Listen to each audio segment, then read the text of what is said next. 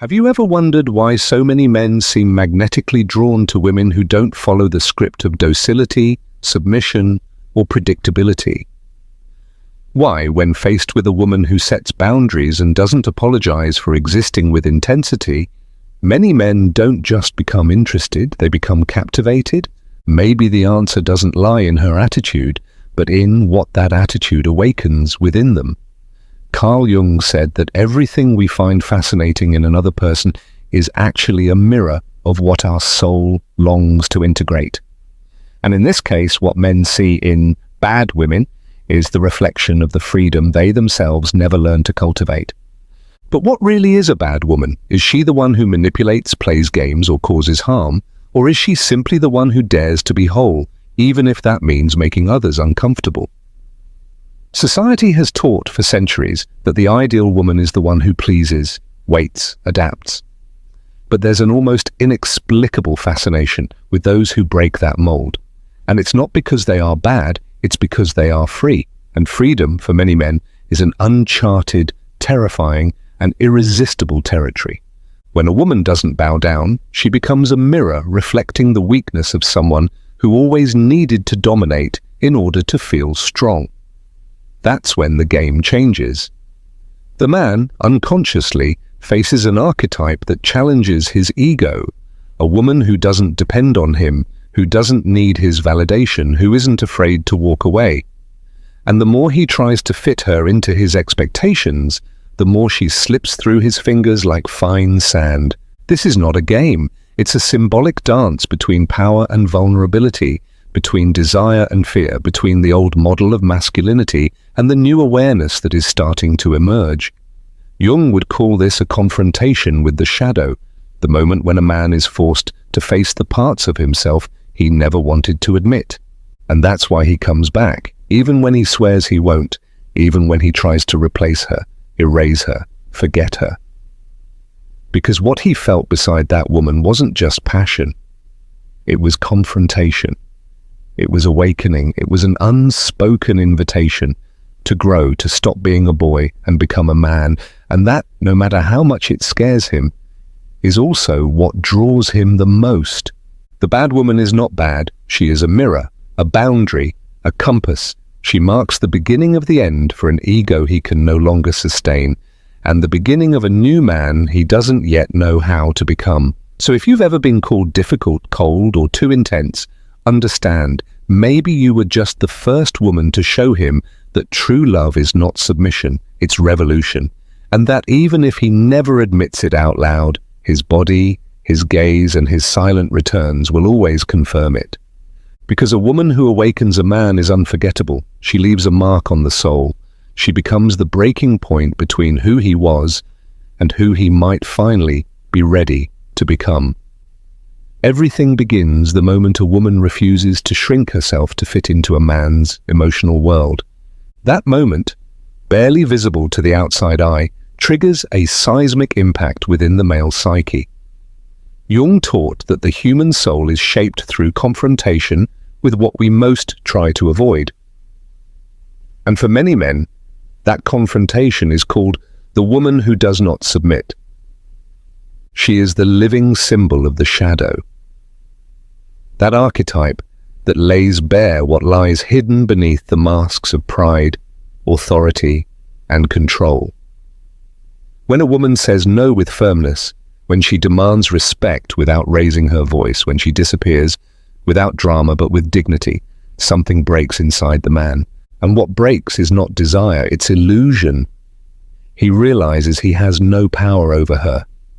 And that realization, while painful, is irresistibly fascinating because for the first time he's not facing a woman, he's facing himself, or better said, he's facing the part of himself he never had the courage to look in the eye, his own emotional limitation. That kind of woman doesn't scream, but she echoes. She doesn't beg, but she transforms. She doesn't seek revenge, but she awakens. And that's why her impact doesn't end with her presence. Her absence speaks louder than words. When she leaves, she doesn't just take her body, she takes the mirror. And without that reflection, he feels lost, without direction. Jung explained that true love is not the one that fills you. but the one that exposes you.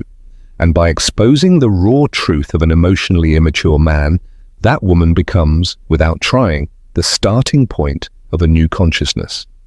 But that connection is not easy to recognize. Many women wonder, why does he approach me so intensely and then pull away as if he's afraid of me? The answer lies in the fear of transformation itself. Loving a free woman requires that a man renounce domination, inflated ego, and the need for control. He would have to deconstruct himself. And that hurts. That's why he runs, why he denies, why he tries to replace her. But nothing fills the space she once occupied, because it wasn't just a romance, it was a revelation. It was in the encounter between his ego and her essence that the beginning of an emotional journey was born, a journey few men have the courage to follow through to the end. But those who do are never the same again. And even if they never return, even if they never admit it, that woman will forever remain the memory of who he could have become if he had chosen to grow. There exists an invisible tension between what a man feels and what he's willing to face. When he stands before a woman who doesn't surrender, he's hit by a sensation he doesn't know how to name. A mixture of desire, frustration, and silent rage. It's not rage toward her, it's rage toward himself, for realizing that all his tools of seduction, emotional manipulation, and empty promises are useless here. Jung said that the ego becomes desperate when it cannot control what it desires, and that's exactly what happens. The man desires that woman with the intensity of someone wanting to possess her, but he's faced with the impossibility of dominating her. In that moment, the emotional game reaches its peak, not as a battle between two people, but as a confrontation between his ego and her soul. She represents everything he doesn't understand, yet is deeply intrigued by. Her independence challenges him, her calm destabilizes him, her absence crushes him. And he doesn't understand why. After all, she didn't beg, didn't humiliate herself, didn't ask for scraps of attention.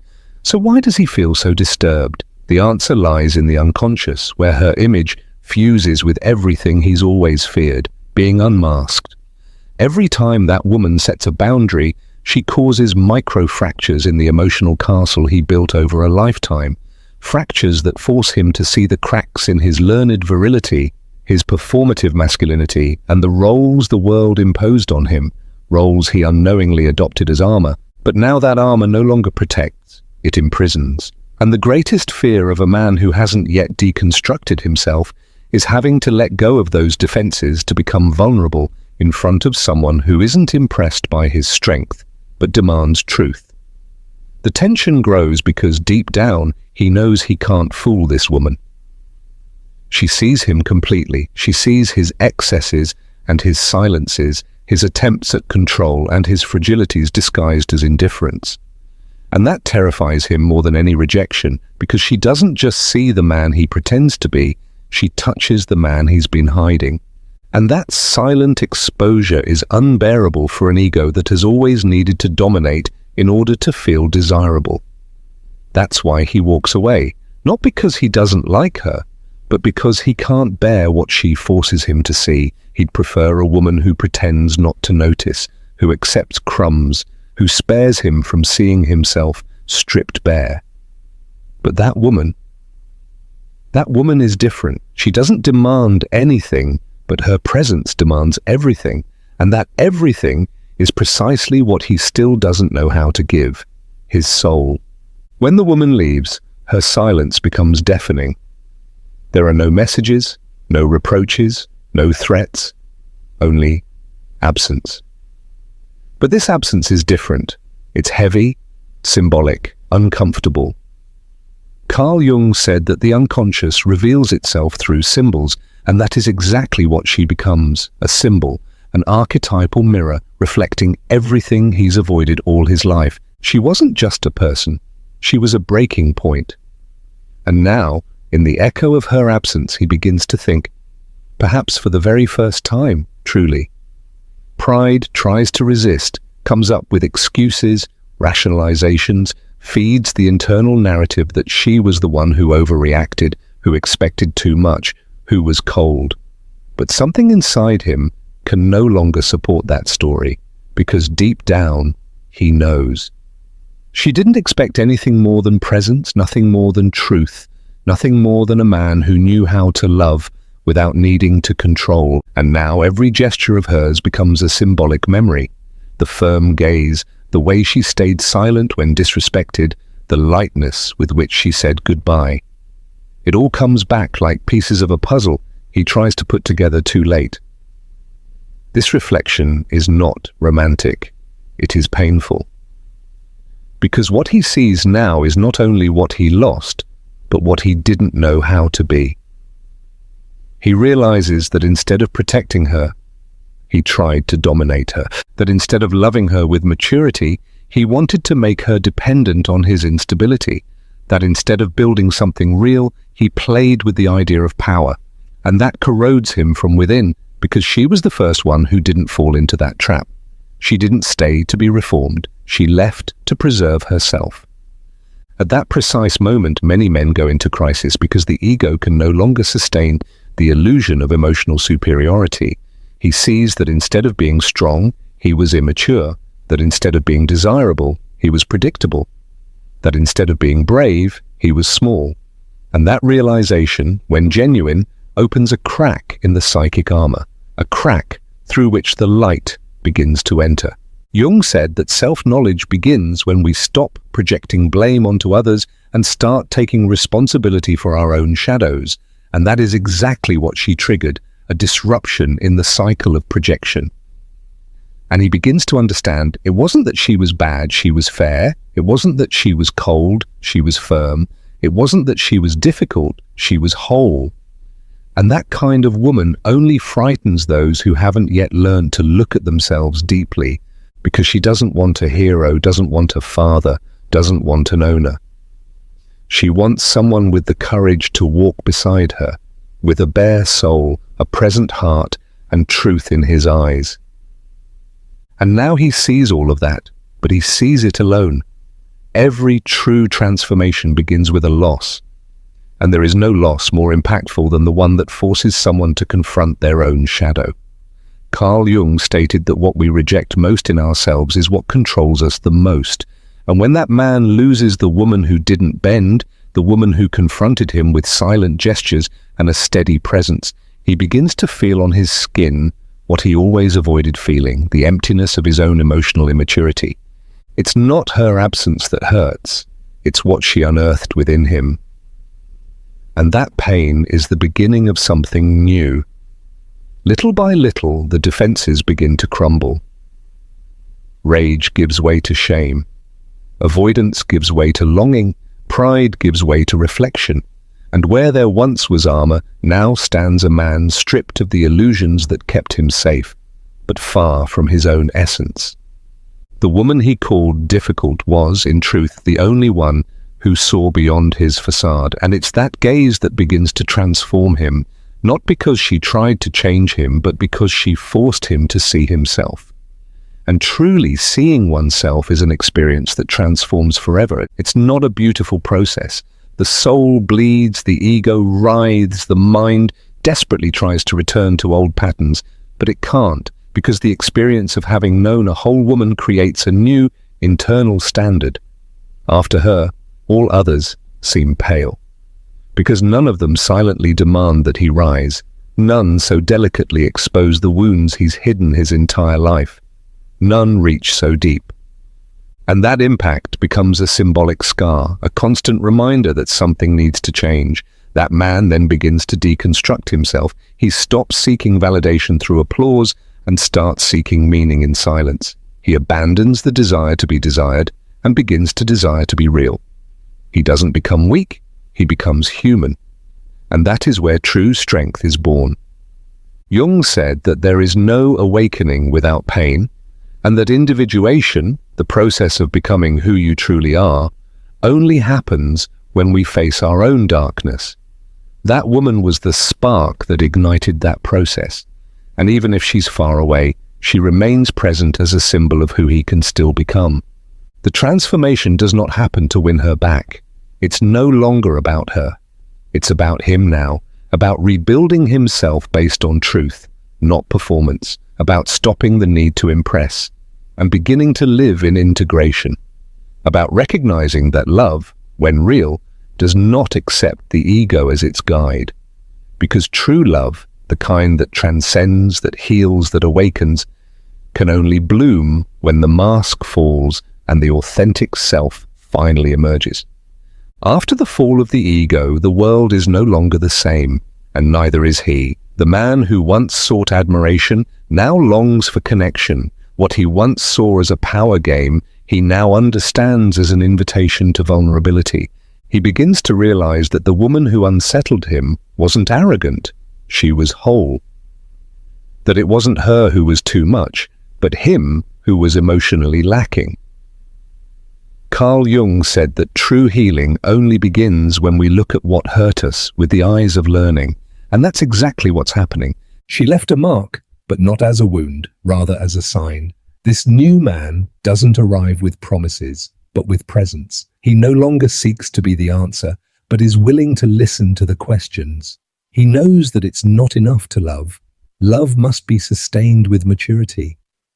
And he now understands that the woman who made him question everything doesn't want to be saved, conquered, or convinced. She wants to be respected in her depth, recognized in her truth, embraced in her strength. And that can only happen when the man finally lets go of the need to be superior and humbly chooses to be real. This new vision isn't expressed through grand words, but through silent actions. He doesn't beg, he shows. He doesn't seduce, he supports. He doesn't display, he surrenders. Because he finally understood that a true woman is not impressed by promises or power, but by a man's ability to remain whole by her side, even when everything in her confronts him. Respect is no longer a strategy, it has become essence. Admiration is no longer vanity, it has become recognition. And desire is no longer ego, it has become communion. But he also understands that perhaps he arrived too late, that this woman has already moved on, that maybe she's not willing to reopen doors she had to close in order not to lose herself, and that instead of stirring anger, stirs reverence, because now he knows the value she had and the price she paid for being the only one who saw where he was still blind. Carl Jung said that not all encounters are meant to last. Some come only to awaken us. And awakening on its own is already a miracle. He doesn't wait for forgiveness, doesn't demand a return, doesn't idealize a reunion. He simply continues with a clearer heart, a more honest soul, and a silent gratitude for that woman who, without asking permission, entered, exposed, tore open, and left. Because sometimes that's precisely what love does. It destroys the false so that the true may be born, and now for the first time he's ready to love. Maybe not her, but himself. And only from there can any other love be true. She became a milestone in his emotional timeline, not for the intensity of the words spoken, but for the strength of the silence that remained.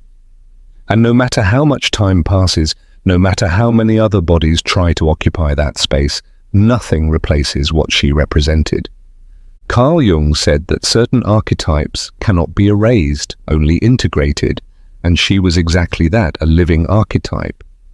The embodiment of the woman who didn't come to complete him, but to deconstruct him, who didn't appear to console, but to provoke, who didn't arrive to fill the emptiness, but to show that it existed. He may try to forget, rationalize, move on. He may dive into new stories, new voices, new presences, but none will be her, because she wasn't a phase, she was a mirror.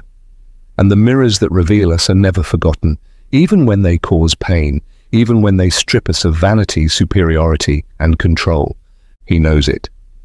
The woman he tried to tame was, in reality, the beginning of his liberation.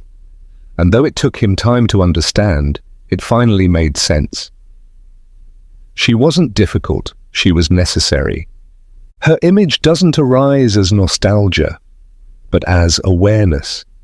When he hears a phrase, she used to say, when he feels an emptiness in his chest with her name, when he recognizes in someone else what he has never found again, he understands. He understands that not all pain is loss. Some are seeds she planted unknowingly, which now bloom in his small decisions, in the way he listens, in how he respects, in how he gives of himself. She was the last woman of the stage in which he was still asleep, and the first woman he saw with the eyes of awakening. And he will never openly admit it. Maybe out of pride, maybe out of respect, maybe because he knows she no longer fits into his present. But deep inside, in the most intimate corner of the soul, where masks no longer reach, he keeps that secret like someone guarding a relic. She wasn't just a woman, she was a revelation, the embodiment of what he could have experienced if he had been ready. And now that he is, he understands that some encounters aren't meant to last, they're meant to leave a mark. The woman he once called bad was, in truth, simply authentic. And truth, when one isn't prepared for it, is frightening. But once awakened, it transforms, and even if their paths never cross again, what she stirred within him will continue to resonate, because there are women who pass through and there are women who awaken. And she was the awakening he spent his whole life pretending he didn't need. There are encounters that don't fade, they remain. Not because of force, but because of depth, like footprints etched into the soul. They don't scream, but whisper through the days. And when silence falls, it's there that their traces reveal themselves most clearly. The woman who was once called bad was never the opposite of love. She was its portal. The one that demands courage to cross and humility to understand. She didn't destroy the man she met. She revealed what within him was not yet true. And for that reason, even in silence, she continues to transform him. Within him now exists a new way of listening, a new gaze, a new sense of presence. He is no longer dazzled by games. He no longer gives himself to superficiality. He no longer seeks to hide behind masks. Because by touching the edge of his own ego, he discovered the beginning of his soul. Carl Jung said that the true loving encounter happens when two consciousnesses recognize each other. And maybe she was the only one who saw him, even before he knew who he was. It was that mirror that woke him up. An awakening, no matter how painful, is never in vain. Some men will continue to run, to blame, to hide from themselves, but others, those who have the courage to look back truthfully, will understand. They will realize that they didn't lose a woman, but gained an opportunity, a rare opportunity to rebuild themselves from the inside out, from that which hurts, that which unsettles, that which challenges, and that which, paradoxically, sets them free. Because there is no freedom without self-awareness, and there is no real love where the ego still reigns. That woman was a silent revolution, and true revolutions never ask permission to happen. So if this video touched something inside you that you didn't know how to name, but you felt, it may be time to look within, to stop running after others and start walking beside yourself, and only then beside someone else, because the kind of love that awakens us isn't the one that comforts, it's the one that transforms. And sometimes the one you judged as the stone in your path was actually the key you needed to open the door of your awareness. She wasn't your enemy, she was your initiator. If this message resonated with you, let it resonate beyond you. Like, comment, share. Write here what you felt, because maybe in your story, another woman will recognize herself, another man will awaken, and together we can build more conscious relationships. Subscribe to the channel if you wish to continue on this path of depth, truth, and transformation. And remember, the one who sees you with the eyes of the soul will never forget what they saw.